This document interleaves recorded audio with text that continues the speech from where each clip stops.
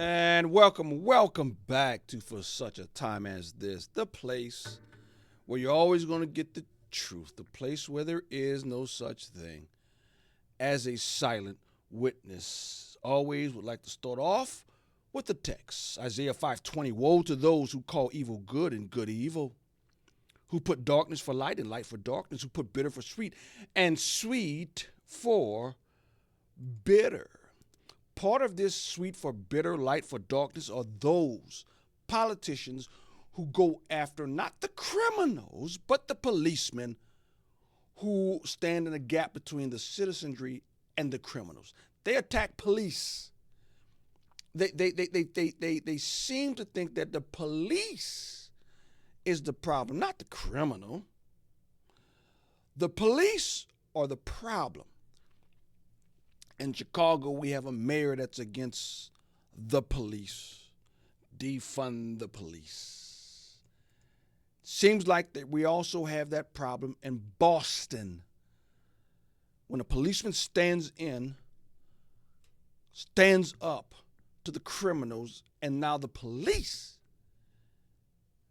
is in trouble. Look at the wonderful city of Boston. A Boston police officer is now a defendant. Nicholas O'Malley charged with manslaughter after shooting and killing a carjacking suspect. The courtroom was packed with fellow officers showing their support. O'Malley's legal team says he fired to save his own life and his partner's. Thanks for staying with us tonight. I'm Lisa Hughes. And I'm David Wade. The district attorney says the shooting was totally unnecessary, with the body camera video telling a different story than what O'Malley said. WBZ's Christina Rex was in court for all of it. No. Blocked from the cameras by his fellow officers, Boston police officer Nicholas O'Malley leaves court charged with manslaughter. Good afternoon, sir.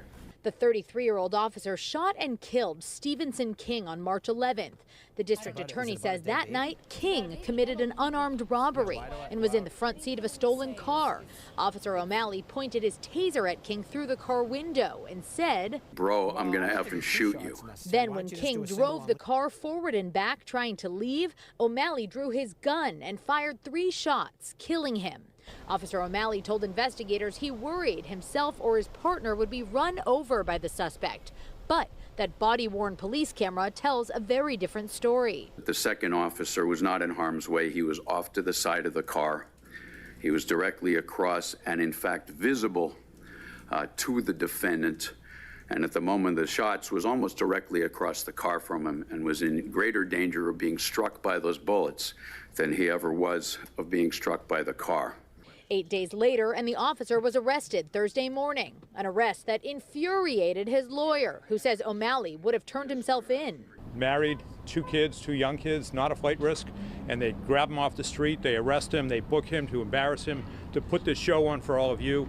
More than 40 uniformed and plainclothes Boston police officers showed up to court to support O'Malley, outraged by these charges. Why wouldn't we be outraged? Why wouldn't these men and women think a second thought now while they're out there protecting citizens? Union leader Larry Calderon says this is the first case of its kind in Boston in roughly 30 years, and that officers now don't feel safe doing their jobs. Try being the officer in 2 seconds to process all of that information, to give a verbal commands, to pull a taser, to go to his next piece of equipment, and make the right decision all the time. I guarantee you have no idea how that officer felt. We do. But again, prosecutors say the body camera footage is damning, and they refute any suggestion that politics are at play. This has nothing to do with an election year. That has nothing to do with public opinion.